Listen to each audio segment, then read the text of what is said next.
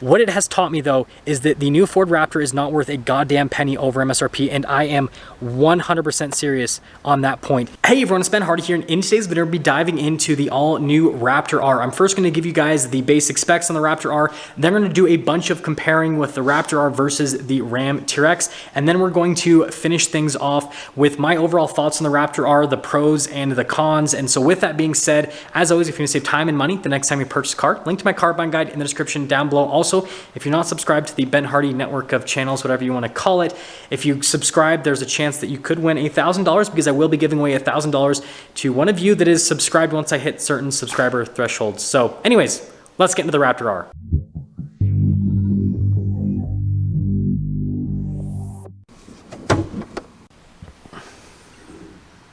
Okay, now obviously this is not a Raptor R, this is my Gen 3 Raptor with the Ecoboost Powertrain. But let's talk about the powertrain in the Raptor R. It is a supercharged 5.2 liter V8, goes through a 10-speed automatic transmission. It's good for 700 horsepower and then 640 pound-feet of torque. The regular EcoBoost has 450 horsepower and then 510 pound-feet of torque, and so that is a massive boost over the regular EcoBoost. See what I did there? Now, you actually don't get a massive amount of weight addition because of this new powertrain. The new Raptor R, and let's actually just close the hood so that you guys can have a prettier viewpoint. The new Raptor R, depending on the specification, only weighs 100 to 200 pounds more compared to an EcoBoost Raptor. If you guys are wondering, the weight difference comes from options. So like my Raptor has a sunroof, for example, and it has the power operated tailgate, and those options add some weight and complexity to the truck. And so if someone brought up a Raptor R that didn't have a sunroof or the power tailgate, then it would only weigh about 100 pounds more than what my truck weighs. But if it had the same exact equipment, it'd weigh closer to 200 pounds more, which isn't a massive difference. That's like pretty much, I think, like the average weight of an American. We're getting pretty fat here in America. So like you basically take the average weight of an American and throw them into a truck, and that's the weight difference between this and a truck that has substantially more horsepower and torque. Now let's quickly dive into the rest of the specs. This video isn't terribly long. So there's a graphics package that gives you graphics on the side and then on the hood as well. You guys will see photos throughout the video.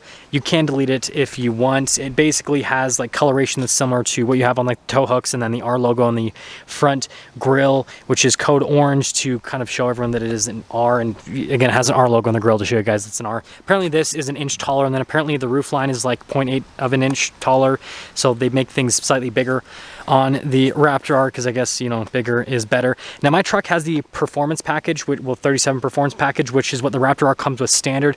So you get this tire and wheel setup as standard on the Raptor R, so 37s, which I think is pretty cool. Now what they've done with the Raptor R is they've beefed up the front axle with the, well, axles I should say, with the Raptor R so that it can handle the extra weight and punishment that is going to happen with the Raptor R.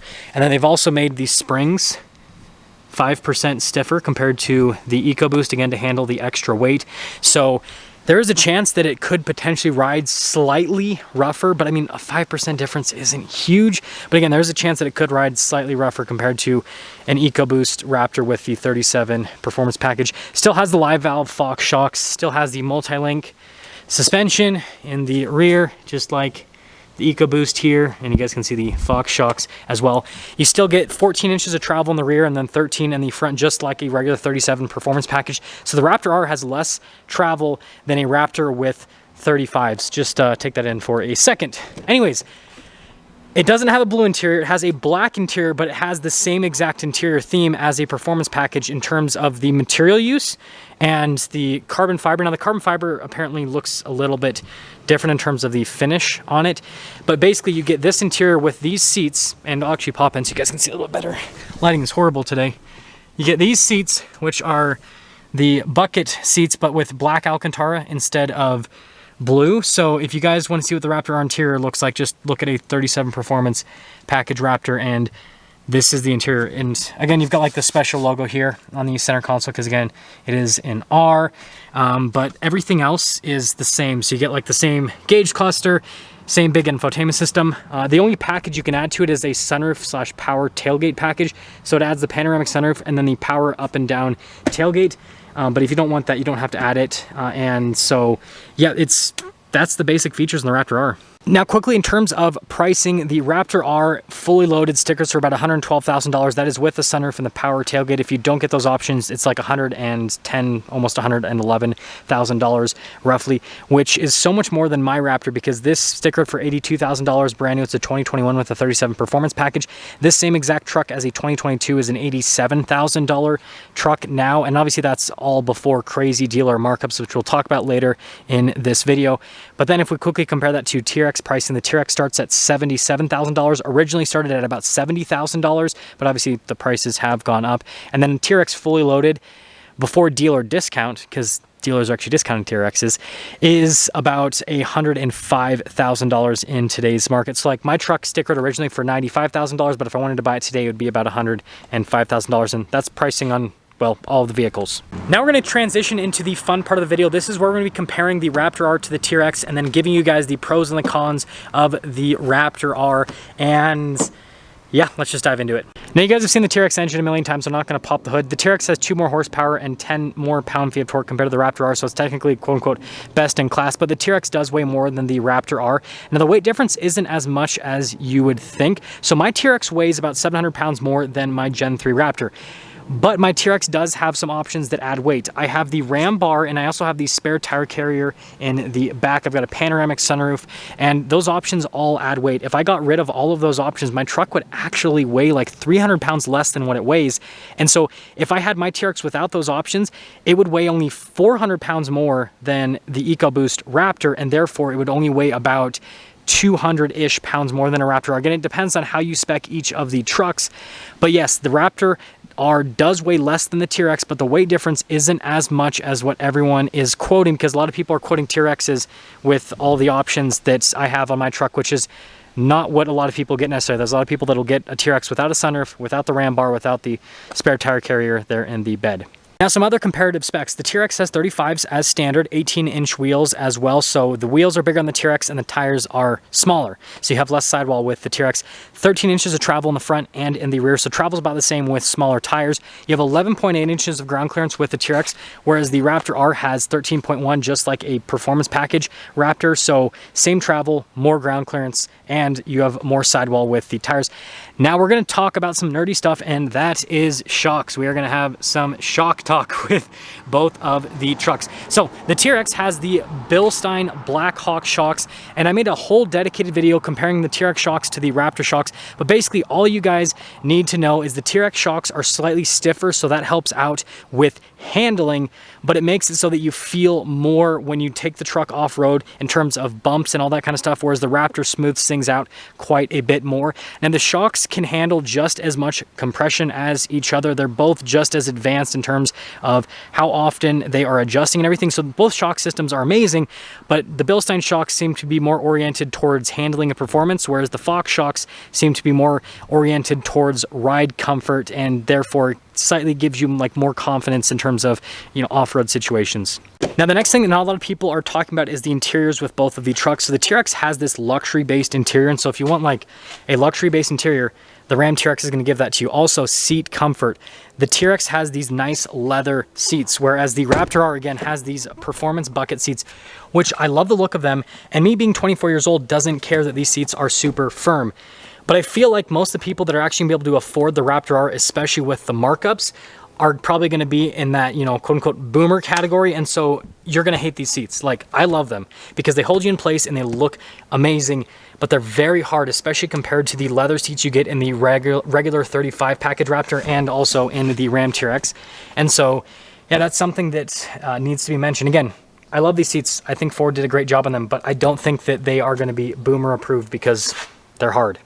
So sorry that I'm jumping all over the place, but the next thing I want to talk about is axle ratios. So the Trx has a 3.55 axle ratio. The Raptor R has a 4.10 axle ratio, just like the EcoBoost Raptor. And so in theory, the Raptor R should be quicker than the Trx to accelerate because it weighs less, has about the same amount of power, and has a more aggressive axle ratio. But it has a couple disadvantages. First off, I don't think it has launch control like the Trx. And on top of that, it has 37, so it has to move a little bit more tire. And so my guess, when we see drag races, is they're probably going to accelerate at the same exact pace. Like, it's going to be neck and neck. One truck might be slightly faster than the other, but it's going to be extremely close from an acceleration perspective. Now, before I give you guys my final thoughts with this initial video, let's talk about market adjustment. So the TRX can be had for MSRP or even under MSRP with most Ram dealers in today's market. The Raptor R, on the other hand, is very limited with production numbers. They're building like less than 3,000 for the initial run. And so most Ford dealers are charging $20,000, $30,000, $40,000, $50,000, $60,000 over MSRP. And so yes, there are some Ford dealers that are charging MSRP, but that is the minority. And what that does from a price point perspective is it makes the Raptor R a $140,000 on the low end to $160,000 on the high end from a price point perspective in terms of its cost. The TRX, on the other hand, can be had for its fully loaded MSRP of $105,000 or as low as the high 90s for a fully loaded TRX that's equivalent in spec to a Raptor R. And so now we have to answer the question, is the Raptor R $50,000 more truck than a Ram TRX? So first off, I absolutely love my Ram TRX and my Gen 3 Ford Raptor. I'm so grateful I've had the opportunity to own both of these crazy high performance off-road trucks at the same exact time, so I can do tons of comparisons for you guys, both on-road from a daily driver perspective to, you know, high-speed off-roading as well. Like it's been so much fun. What it has taught me though is that the new Ford Raptor is not worth a goddamn penny over MSRP, and I am 100% serious on that point. Do not buy a new Raptor if you are paying any amount over MSRP. It is not worth it whatsoever, and that applies to the Raptor R as well. I know people argue with me in the comment section below talking about resale value is better on the Raptor, and so it's okay to pay over MSRP because I'm gonna have better long-term resale value. BS. Ram TRXs used are selling for over MSRP. And so you can go and buy a TRX right now and buy it for under MSRP and sell it for over MSRP. If you go and buy a Ford Raptor and pay over MSRP, you're literally at a break-even point in today's market because you'd be spending the same amount on it as what it would be selling for. And so don't give me this BS about resale value. And I know people talk about that with the Raptor R as well, talking about how, oh, well, Ford's not building that many of them, and so it's gonna be worth a lot of money in the future. And I agree, it's gonna be worth a lot of money in the future. It's still not worth a penny over MSRP. It's worth the extra $7,000 you'd have to shell out for it compared to a fully loaded TRX, but it's not worth 10, 20, 30, 40, 50, whatever dealers want over MSRP. It is absolutely not worth it whatsoever. And I know that Ford Motor Company completely agrees with me. That's why they set the MSRP where they set it, is because that's what they think the truck is worth. That is what it's worth. So if you can't get an EcoBoost Raptor or a Raptor R at MSRP, TRX is your ride. That's it. So I want to sum things up with what I think Ford should do. First off, Ford, you have definitely moved the ball forward with the new Raptor R. It has more on-road and off-road performance compared to the TRX because, again, power to weight ratio and 37-inch tall tires. You cannot argue with that. However, your dealer network is completely running all of the work that your amazing engineers have put into this new Ford Raptor R because they're charging obscene amounts over MSRP. And also, I don't think that arbitrarily keeping down the supply makes sense because Ram and Toyota have proved to the market that you can build a bajillion units of a vehicle and it is still desirable and it still has good resale value. Look at Ram TRXs, for example. Ram has built so many TRXs, they're still going for over MSRP used, and people are still lining up at dealerships to buy more TRXs. And look at any TRD Pro model from Toyota. Same thing. They're selling for over MSRP used, and people are just lining up at Toyota dealerships to buy them every single year just because Toyota changes the color. It's absolutely crazy. And so making more Raptor Rs is not going to make the Raptor R less desirable. The reason that the Raptor R is desirable is because it has an amazing power to weight ratio. It has 37-inch tall tires. It looks absolutely badass. It sounds amazing. Like there's just so much to it. And so that's that, right? Just produce more Ford Raptor Rs. Do what Toyota is doing, do what Ram is doing. Produce a ton of them. Produce as many as you can possibly manage, and you will look so much better to enthusiasts, because right now Ram looks like an absolute rock star to truck enthusiasts because they will build you a TRX if you want a TRX, like they have said in their marketing from the beginning. And this also transfers to their other product. Like look at the Dodge Hellcat, right?